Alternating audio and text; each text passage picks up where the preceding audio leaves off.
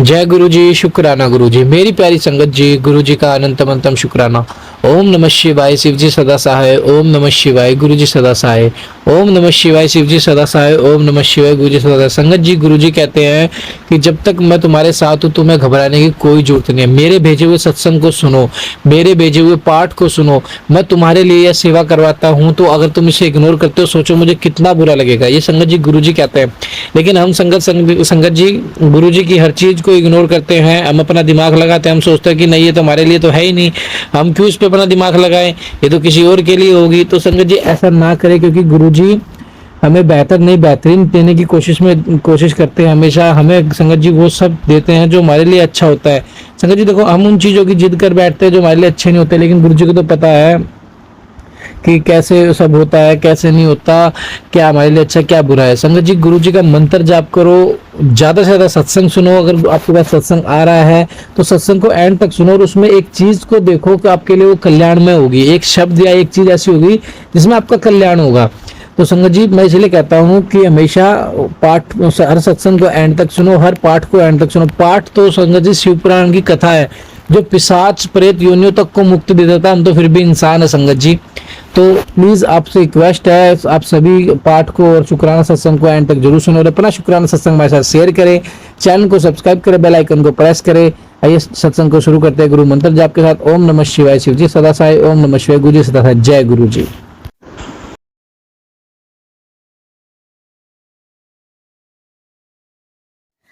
जय गुरु जी, शुक्राना गुरु जी। ओम नमः शिवाय, शिव जी सदा सहाय। ओम नमः शिवाय, गुरु जी सदा सहाय। जय गुरु जी। मैं गुरु जी की लाडली बेटी आसाम से बोल रही हूँ। गुरु जी के श्री चरणों में मेरे कोटि कोटि कोटि कोटि प्रणाम। गुरु जी के मैंने इससे पहले पिछले हफ्ते मुझे गुरुजी ने जो 7 दिन की सेवा दी थी सत्संग शेयर करने की, वो मैंने गुरुजी की कृपा से पूरा कर पाया। इसके लिए गुरुजी आपको कोटि कोटि लख बारह शुक्राना। मेरे गुरु पार कोटि कोटि लख बारह शुक्राना। फिर मैं पिछले 1 हफ्ते से मैं शुक्राना सत्संग शेयर नहीं कर पा रही थी। पता नहीं किस लिए नहीं कर पा रही थी। मैं रोज़ सोच रही थी करूँगी नहीं, लेकिन मुझसे नहीं हो पा रहा था। कल सोमवार था तो मैं कल सोमवार जो मैं मंदिर गई और अच्छे से मैं मेरे भोले बाबा की पूजा करके आई। घर में भी पूजा करके गई थी।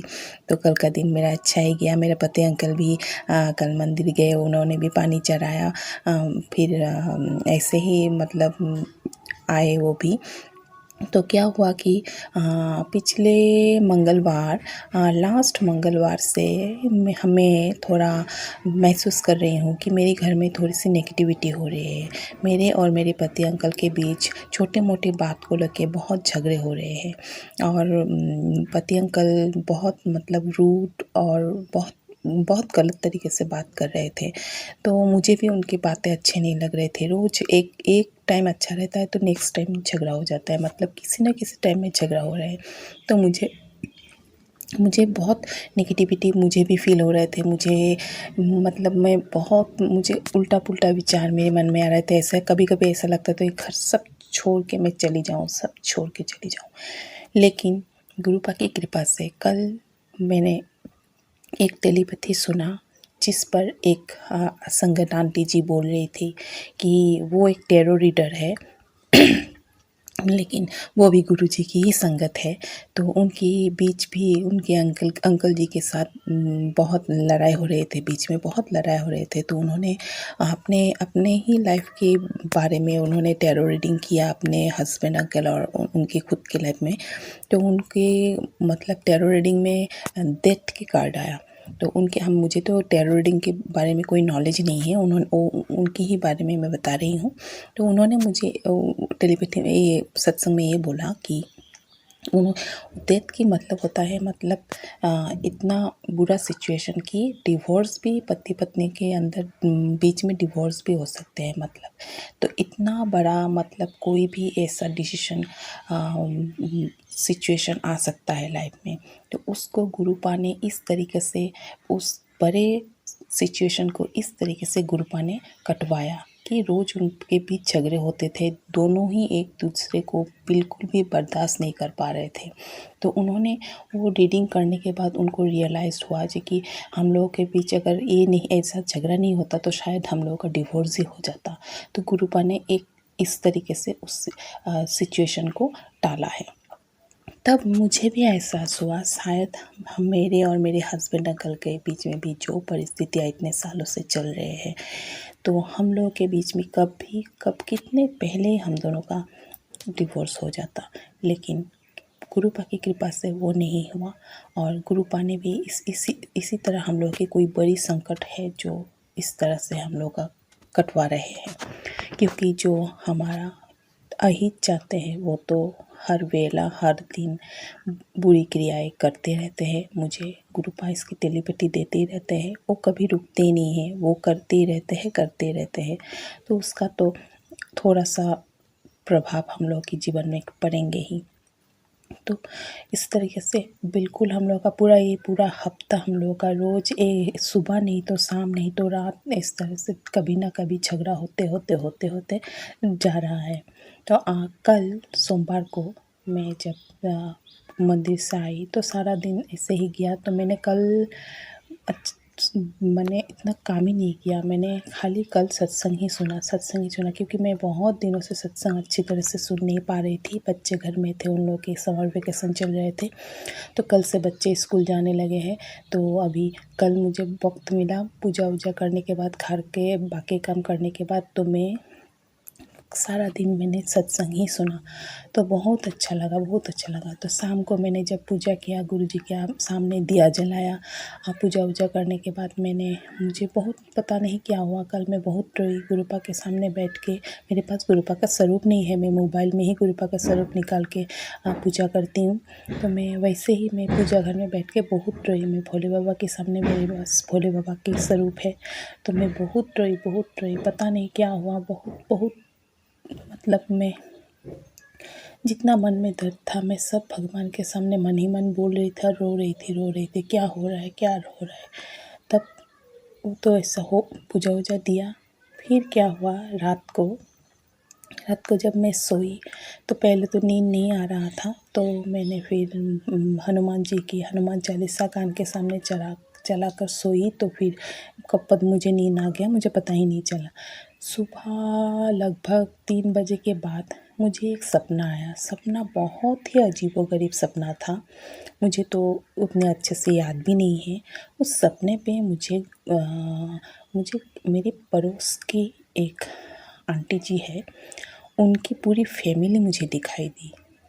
और मतलब कुछ ऐसा दावत जैसा था, खाना खा रहे थे, मीट खा रहे थे, कुछ मतलब मुझे बिल्कुल पता ही नहीं चला वो किस चीज़ का ओकेशन था, किस चीज़ का दावत था। और वही पर्टिकुलर फैमिली, इससे पहले भी मुझे वो लोग सपने में मुझे गुरुपा ने दिखाया। जब भी मुझे गुरुपा बोलते कि तेरे पड़ोस में भी ऐसे लोग हैं जो तेरा अच्छा नहीं चाहता है, तब भी मुझे गुरुपा ने उनके चेहरे दिखाए। और उनकी बेटी की भी चेहरा दिखाया। और उनको बेटी तो मेरी एक ग्रीन कलर की, मतलब लाइट ग्रीन कलर की एक मेरा नाइटी है, मैंने उसको वो नाइटी पहने हुए सपने में देखा। और तब से मैंने वो नाइटी नहीं पहना, उसको मैंने रख दिया है। एक दिन मैंने सपने में देखा कि वो नाइटी, अब वो मेरा नाइटी बहुत सुंदर था, मेरे फेवरेट था। ऐसा पूरा डिज़ाइन किया हुआ और उसमें ऐसे लाइट ग्रीन में एम्ब्रॉयडरी किया हुआ था। तो मैंने सपने में देखा कि उसकी लड़की ने मेरे वो नाइटी पहना हुआ है। तो मुझे लगा कभी इस कपड़े में उन्होंने कुछ ब्लैक मैजिक किया होगा, तो मैंने तब से वो नाइटी मैंने नहीं पहना है। वो मेरे बिल्कुल फ्रंट में रहते हैं, बिल्कुल फ्रंट में। हम लोग क्वार्टर में रहते हैं, तो ऐसे बोथ साइड क्वार्टर होते हैं, क्वार्टर्स के लाइन होते हैं ऑपोजिट, तो वो लोग मेरे बिल्कुल फ्रंट में रहते हैं। तो फिर वैसे उन लोगों की पूरा फैमिली मुझे सपने में दिखाई दिया। फिर अजीबोगरीब मैं उस सपने से कहाँ चली गई, ऐसा लगा कि मैं किसी नाव में, बड़े से नाव में बैठी हूँ। कुछ लोग हैं जिनके चेहरे मुझे याद नहीं है, मैं गिर रही हूँ, पानी में डूब रही हूँ, अजीबोगरीब। लेकिन जब मुझे ऐसा लग रहा है कि मैं डूब जाऊंगी, मैं मर जाऊंगी, एक पानी हम लोगों को डुबा के ले जाएगी, उसी वक्त मुझे जो नाव चला रहे थे उन पे नज़र गए। मतलब मैं उनके देख रही कि वो क्या कर रहे हैं, नाव गिर रहे हैं, नाव टेढ़ा हो रहा है, गिर जाएगा, सब लोग डूब जाएंगे, हम मर जाएंगे। तो मैंने उनकी तरफ देखा जो नाव चला रहे थे, और विश्वास कीजिए संगत जी, वो जो नाव चला रहे थे वो कौन थे? वो स्वयं हमारे भोले बाबा थे, हमारे महादेव थे। बिल्कुल महादेव की वो छवि, कितनी सुंदर। वो नाव के जो वो होते हैं ना, हाथ से ऐसे चलाते हैं, उसको पकड़ के चला रहे हैं, और मेरी तरफ ऐसे पीछे मुड़ के मुझे घूम के देखा। मैंने जब उनकी तरफ देखा, उन्होंने भी मुझे घूम के देखा, और एक मुस्कान, एक जैसे मीठी एक मुस्कान देके उन्होंने मेरी तरफ देखा।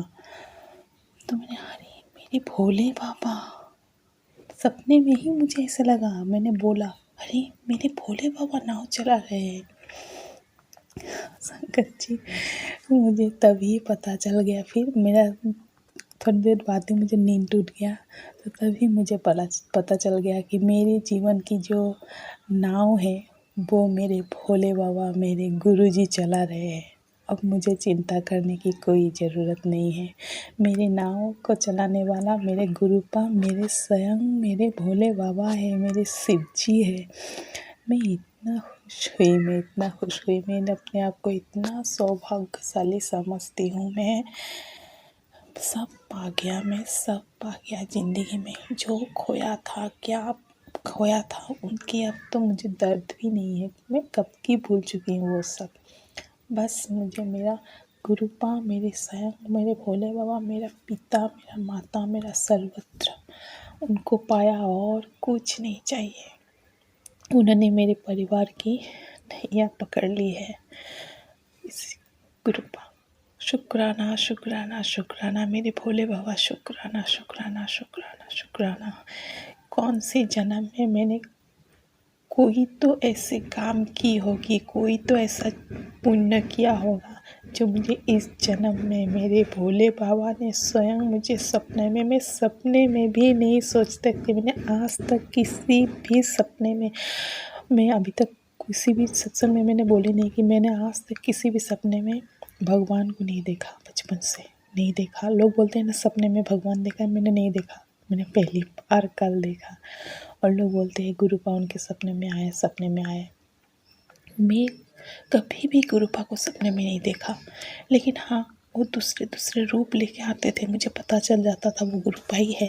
और मैंने गुरुपा को कभी बोला भी नहीं कि गुरुपा आप सपने में आइए, मुझे दर्शन दीजिए, क्योंकि मुझे पता है वो मेरे अंग संग है। उन्होंने मेरा हाथ पकड़ा है, तो वो सपने में क्या, वो मेरे अंग संग चारों ओर है। तितली बन के मेरे घर के चारों ओर घूमते रहते हैं। मैं क्यों उनको बोलूँ कि आप मेरे सपने में आए? मुझे पता है मेरे गुरुपा मेरे अंग संग ही है। जब उनको ज़रूरत होगा वो आके मुझे दिखाएंगे। कल तो मैंने भोले बाबा को देख लिया। मैं तो खुशी की सीमा ही नहीं है संगत जी। क्या बताऊँ, मैं बहुत खुश हूँ, बहुत खुश हूँ। हर दर्द के बीच में भी मुझे ये जो खुशी मिला, इसका तो मैं मतलब कल्पना ही नहीं कर सकती थी। और मैंने इससे पहले सत्संग में बोला था कि मुझे बहुत से कैंसर के सत्संग आ रहे थे। मैंने सुना, और मैंने ना दवाई खाई, ना मैंने डॉक्टर दिखाई, ना मैंने कोई टेस्ट करवाई। मैंने सब गुरुपा पे छोड़ दिया। मैंने गुरुपा को बोला कि आपकी बेटी की ऐसी हालात नहीं है कि वो डॉक्टर दिखाए, टेस्ट कराए, क्योंकि मेरे पति अंकल के साथ बनते ही नहीं है। मैं उससे बोलूँ क्या? वो कभी मुझसे पूछते ही नहीं है कि तुमको क्या बीमारी है, चलो तुमको लेके डॉक्टर दिखाए। इससे पहले भी जब भी मैं बीमार पड़ती थी, मैं खुद बोल के, खुद झगड़ा करके डॉक्टर दिखाने के पास जाती थी, क्योंकि मैं जब मेरा शरीर छोड़ देता था, मैं नहीं कर सकती थी, तब बोलती थी मुझे डॉक्टर दिखाना है, चलो इस तब बोले जाओ, खुद से कभी का नहीं लेके गए। तो इस बार भी तो अब तो उनके साथ मेरे बात ही कितने महीनों से ठीक से नहीं हो रहे हैं। तो मैंने सब गुरुपा पे छोड़ दिया। तो विश्वास कीजिए संगत जी, मैं जितना मुझे चेस्ट पे दर्द था, पेट पे दर्द था, अब काफ़ी हद तक कम है, काफ़ी हद तक कम है। जो पेन में चेस्ट में था, मैं बहुत डर गई थी, बहुत डर गई थी। पेट में था, पेट में तो बहुत महीनों से ही हो रहा था, लेकिन जब से मुझे सत्संग गुरुपा ने दिया, टेलीपैथी दिया, तो मैंने सब सुना। और मैंने गुरुपा का जल प्रसाद तो मैं वैसे भी लेती थी। जब से मैंने गुरुपा ने मुझे अपने श्री चरणों में जगह दी है, तब से ही मैं ले रही थी, लेकिन रेगुलर कभी कभी भूल जाती थी, लेकिन अब मैं रेगुलर लेती हूँ। और चंदन तिलक मैं नहीं लगाती थी, कभी कभी लगाती थी, लेकिन अब मैं पेट में, नाभि के चारों ओर और चेस्ट के साइड में मैं गुरुपा के मंत्र जाप 7 बार करके मैं लगाती हूँ। और वही करके मैं दिन में 2 बार ही लगाती हूँ, सुबह पूजा के टाइम और शाम को संध्या आरती के टाइम, ये 2 ही बार लगाती हूँ।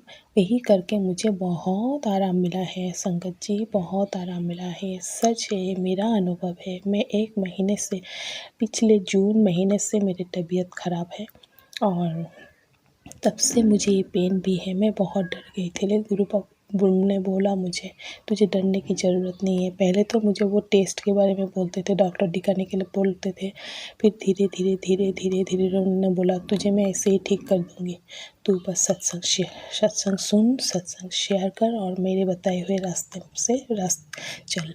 तो मैंने वैसे ही किया। कुछ कुछ बताया है गुरुपा ने मुझे पीने के लिए, सुबह इससे दालचीनी, अर्जुन के गाछ के छाल, ये सब बॉईल करके पीने के लिए। मैंने वो कुछ नहीं किया, कुछ नहीं किया। मैंने पति अंकल को बोला था लाने के लिए, वो लाए नहीं, तो मेरे पास पैसे भी नहीं थे, तो मैंने पिया भी नहीं। तो मैंने सिर्फ गुरुपा के जल प्रसाद और चंदन तिलक, ये दोनों को ही करके मैंने बहुत आराम पाया है, बहुत हद तक आराम पाया है। अभी भी है, थोड़ा है, मुझे पता है, वो भी मेरे गुरुपा ठीक कर देंगे। और इसी के साथ मेरे हस्बैंड अंकल की भी तबीयत बिल्कुल ठीक नहीं है। उनका भी जून महीने से तबीयत बिल्कुल ठीक नहीं है। बहुत चिड़चिड़ापन हो गया है, इसलिए बहुत झगड़ा, एनी टाइम झगड़ा करने के मूड में रहते हैं।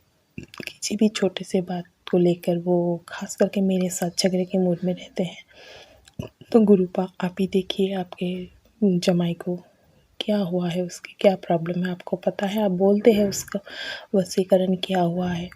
तो गुरुपा आप ही ये सब काटिए, आप ही ये सब ठीक कीजिए। गुरुपा मेरे पूरे परिवार को आपके श्री चरणों में लगा के रखिए। मेरे दोनों बच्चों को आपकी कृपा देते रहिए गुरुपा।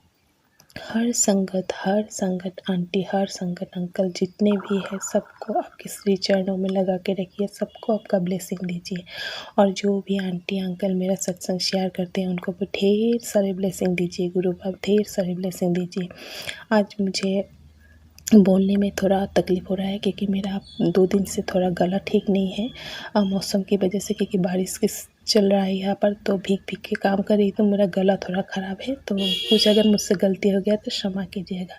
इसी के साथ मैं अपना सत्संग यहाँ पर विराम देती हूँ। ओम नमः शिवाय, शिव जी सदा सहाय। ओम नमः शिवाय, गुरु जी सदा सहाय। जय गुरु जी, शुक्राना गुरु जी।